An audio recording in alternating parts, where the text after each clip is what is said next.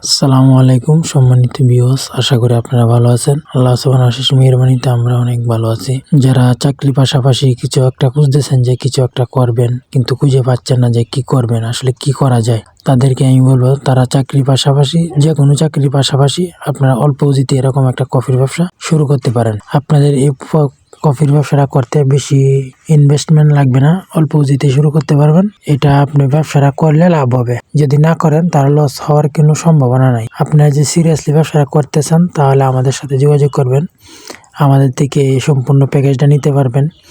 স্ক্রিনে দেওয়া নাম্বারে ইমোতে হোয়াটসঅ্যাপে যোগাযোগ করবেন।